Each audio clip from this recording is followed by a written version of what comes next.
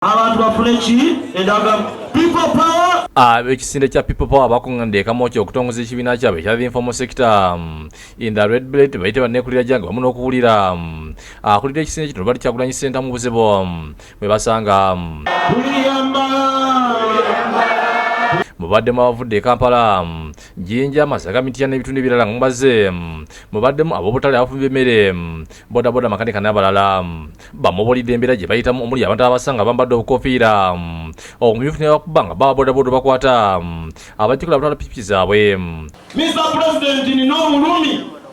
abaana ba bodaboda bambala baleti buli wamu n'abekawempe n'omusanga emumakindye n'omusanga wa tajjako baleti waliwo bebanyiga batukwata batukuba kano luno si lubale mu accident busajja bwambisako kambe kamundu okundaga nti nina okudda emabega wale bamusabidde okubabulira obunkwambala obukofiira obumyufu ngwafuuka musango yemmeya w'enakawa Engina Ronald Nsubuga bali mwezi ategeezezza ti banneekulira jange bakyasiza okususumusula naddala ab'omu butale. Bitundu 75 eby'Abannayuganda bali mu informal sector bebantu banneekulira jange abo abali abatasobola kusasula musolo newankubadde nti sente zisasulwa ate ziriibwa abantu sekinomu twakizuula ne ttiimu yaffe ya informal sector nga yeyina okulembera enkofiira eno gyambala mu ggwanga lyaffe Uganda kubanga abantu ba informal sector owa sigiri yefuga yekka owa boda yefuga yekka talina mukama we ajja mugana gyambala omwoki w'ennyama ye David Louis Rubongoya nga y'omu ku bannamateeka ategeezezza nti oli kikaana muntu kwambala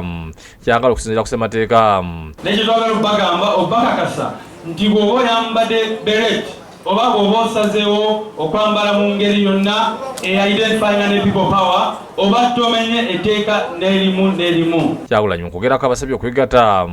lwe batuukako ebyo beetaaga ntidaabwe muba mubikkiriza mu byetwogera nga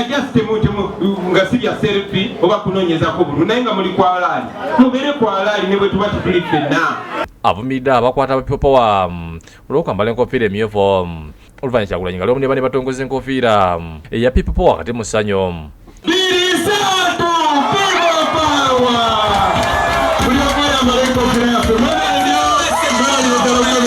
David Tamale